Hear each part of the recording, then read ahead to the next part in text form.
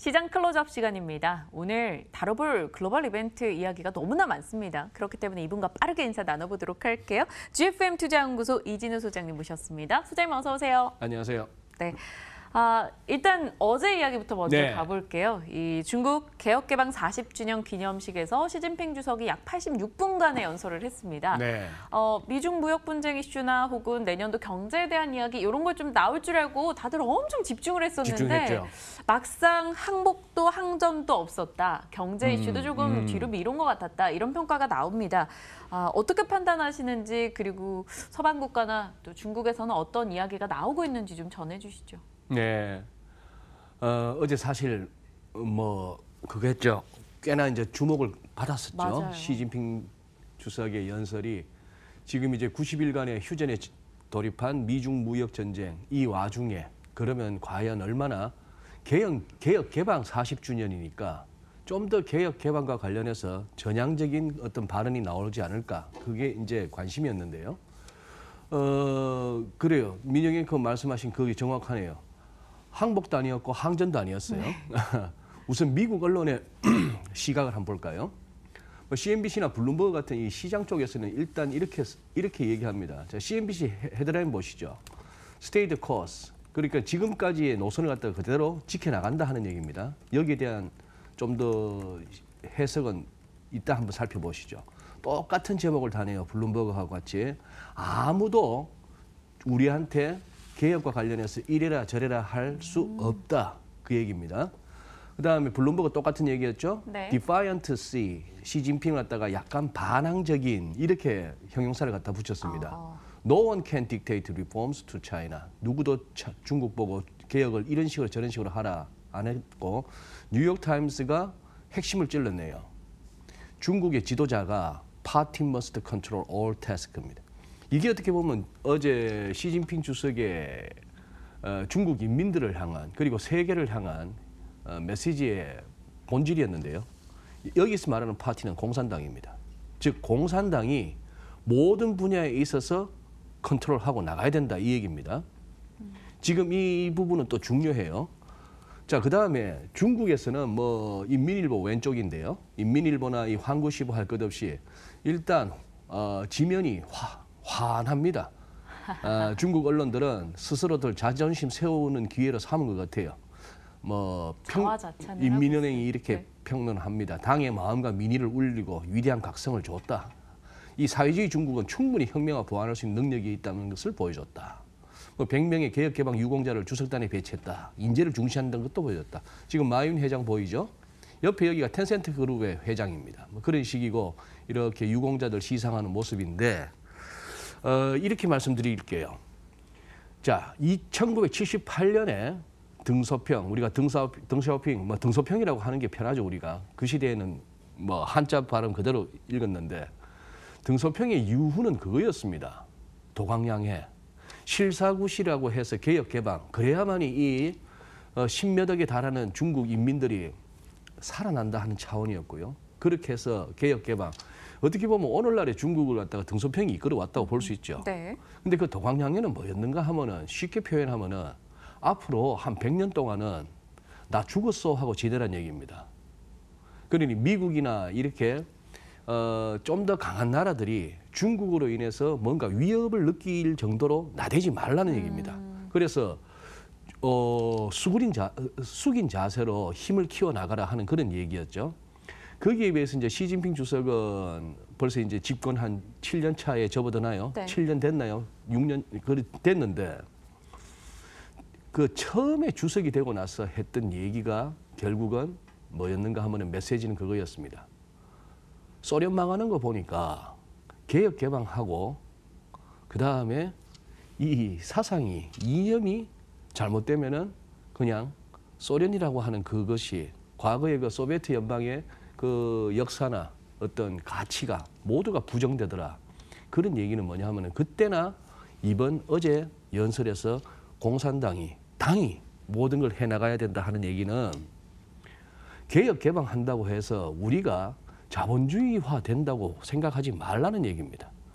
그래서 이제 국유기업에 대한 지원을 먼저 언급하고 네. 또 민간 기업도 여전히 뭐 잘 살펴볼 거야 이런 식으로 얘기해서 국유기업이라는 얘기는 미국이 제일 문제시 삼는 이슈 중에 하나죠. 왜 거기다가 보조금 주며 이건 뭔가 이게 소위 말하는 공평하지 않은 운동장의 큰 이유 중에 하나인데 그런 식으로 해서 우리는 우리대로 갈 거야 하는 그 얘기입니다. 그 얘기였고 그러나 이제 시장은 그래 뭐 시진핑 주석이 저 한 15 가까운 중국 인민들을 상대로 나 지도자인데 나 중국의 황제라는 소리까지 듣는 사람인데 나 아직 안 죽어서 하는 거 한번 보여주는 거 좋다 인정.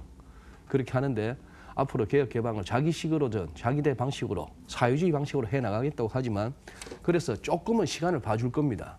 오늘 내일 이제 열리잖아요.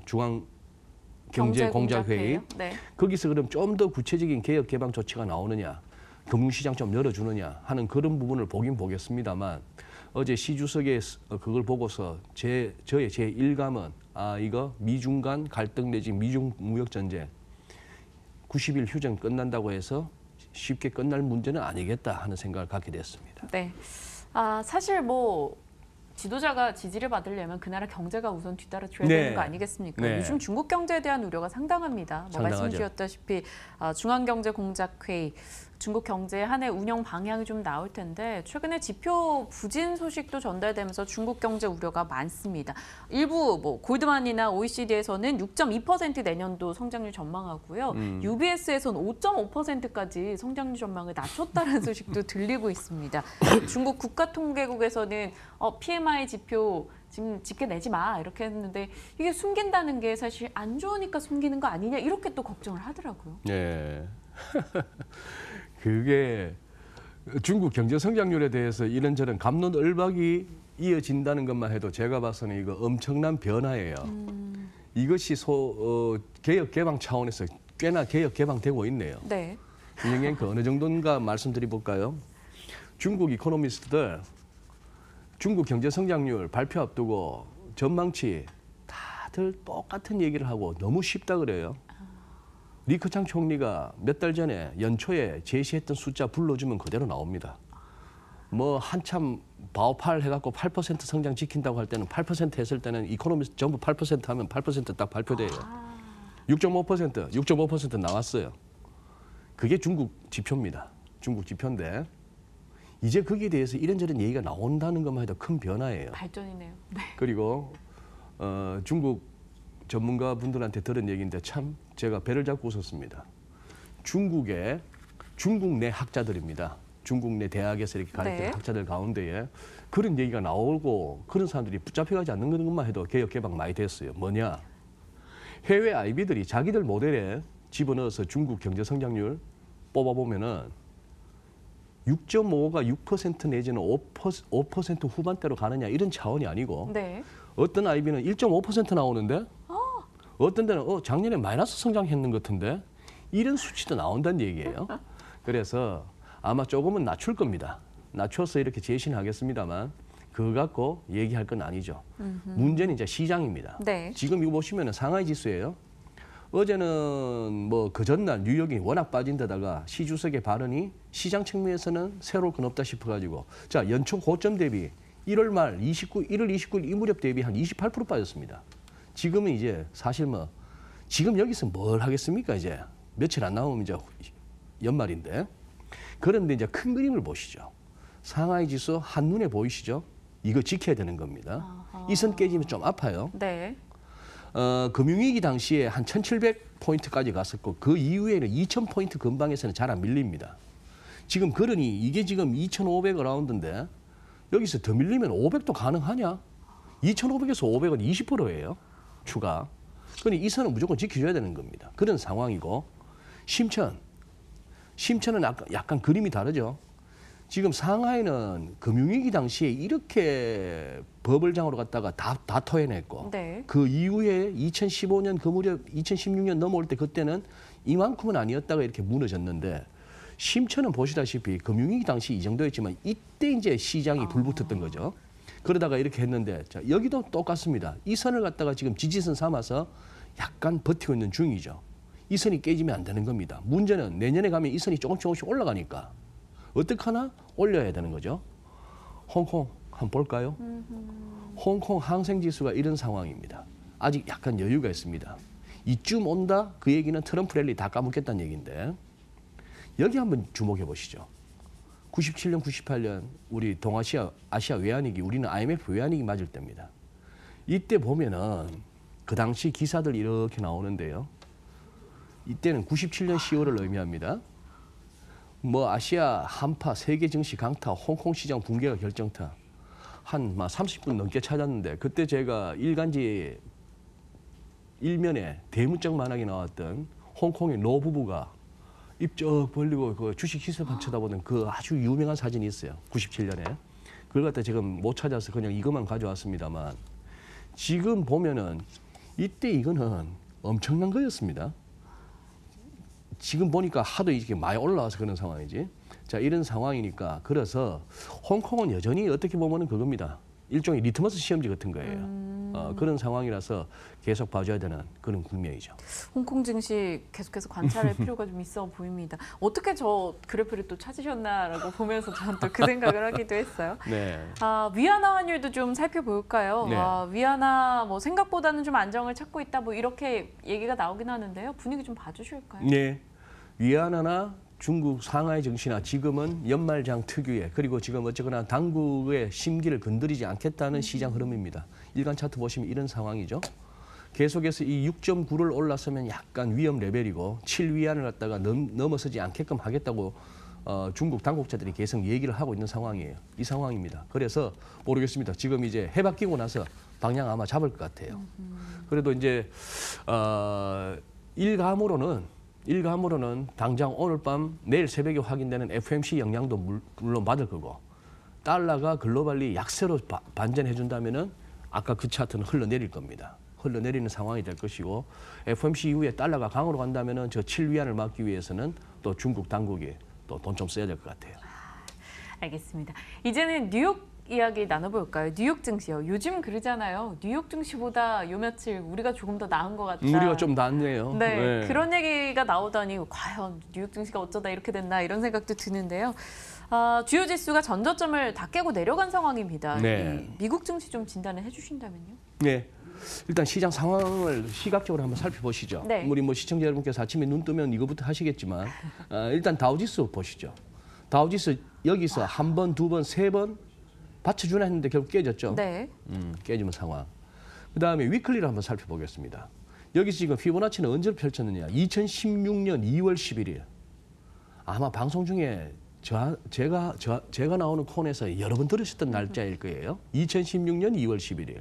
무슨 일이 있었길래? 뭔가 연준과 ECB가 움직였던 날입니다. 시장에 유동성을 공급했던 그런 이유인데 자 이렇게 왔고 트럼프 대통령 당선됐다고 한번 푹 뛰었고 했는 이 상황에서 뭔가 심상치 않다. 그러면 어디까지 조정을 받을 수 있을까를 한번 우리는 이런 식으로 해보면 제일 쉽게 진단할 수 있죠. 위클리에서 전저점이 깨져서 데일리에서 3중 바닥이 실패했고 위클리에서는 이 구름대를 이탈한 게 안 좋은 조짐입니다. 네. 그렇다면 지금 22,500라운드까지 다우지수 기준으로 염두에 둬야 되나? 그 이하도 가능성이 있나? 이런 상황이죠. 이런 상황이고 지금 존슨앤존슨 같은 경우도 다우지수 30개 종목 중에 하나입니다. 우리 잘 알잖아요. 네. 애기 키우는 집에 이거 하나씩 다 있잖아요. 여기에 성면 검출된다. 이거 얘들도 알고 있었다. 이런 얘기하면서 그저께는 한 13% 빠졌죠, 하루에. 근데 지금 제가 이 차트를 가져오는 거는 어지간한 대형 종목들이 월간으로 이렇게 더블탑 같은 모습이 보이는 게 찝찝합니다. 얘만 하더라도 존슨앤존슨만 하더라도 여기서 2레벨에서 지지 안 되고 2레벨을 깨지면은 그 다음에는 여기까지 가는 거예요. 이 커스 있는 데까지. 이런 상황이니까 지금 어떻게 보면 굉장히 조심스러운 단계에 왔죠. 나스닥. 자, 이제 5개월 이평선이 20개월 이평선 아직 위에는 있습니다만 이 장으로 가느냐 이게 궁금한 겁니다. 제일 바람직하기는 요 정도나 네. 5개월이 20개월 선을 갖다가 살짝 건드리고 돌아서거나 살짝 깨고 내려서는 듯 했으나 금방 살아나는 이때도 연준이 움직여줬고 이때도 뭔가 중앙은행들이 움직여줬는데 이번에도 그럼 중앙은행들이 살려줄 것인가 아니면은 이번에는 이때처럼 5개월 이평선이 120도 가자고 나올 것인가 그게 지금 이제 새해에 우리 모두의 고민인 겁니다. 그럼 내일 또 저희가 FOMC 맞아요. 결과를 알게 되잖아요. 네. 오늘 마지막입니다. 금리를 올리고 이 내년 속도 조절을 할 것이다 이렇게 전망을 하고 있고요. 트럼프는 압박을 하고 있고요. 네. 올리지 마라 이러는데 어떻게 나올까요? 예, 월요일 날만 하더라도 이 말씀 드렸었죠. 아침에 마케돈 시간에 이거 소개해드렸습니다. 12월 12일 날 있었던 트럼프 대통령의 로이터 인터뷰 소개해드렸고 뭐 제임스 블라더 좀 되긴 했습니다만 7월 달에 이런 얘기했다. 우리 상관 안 해. 근데 어젯밤에 또 트위트 또 날렸습니다. 예? 월스트리트저널의 사설 읽어봤지? 금리 올리지 마. 그리고 스탑 위드 이 부분. 지금 매월 500억 달러 정도 만기 돌아오는 거 재투자 안 하는데 그거 중단해. 요거 오늘 한번 살펴보시죠. 아마 금리는 올려야 될 겁니다. 안 올리면 더 이상해요. 그런데 내년도에 발표되는 점도표가 조금 중간값이 낮아질 것인지 그리고 요 부분 트럼프 대통령이 저렇게까지 얘기했는데 재투자 중단한 거 그거라도 좀 어떻게 해줘봐. 좀 도를 넘어섭니다. 대통령 저렇게 트럼프 대통령은 트위터로 다 하려네요. 어디서는 세금으로 다 하려고 썼는데 뭐 그런 느낌이 듭니다. 네. 트럼프 대통령은 저렇게 하고 싶은 말 다 하셔서 속병은 절대 안 걸리실 것 같아요. 스트레스 있을 거예요. 있긴 있겠죠. 저희가 사람 또 다 가늠할 수 비슷해요. 없는. 네. 네, 오늘도 저희 국내 증시를 둘러싸고 있는 글로벌 변수 이벤트들에 대해서 쭉 한번 이야기 나눠주셨죠. GFM 투자연구소 이진우 소장님 함께했고요. 저희 같이 인사 나누겠습니다. 내일 이 시각 뵐게요. 시청해주신 여러분 고맙습니다.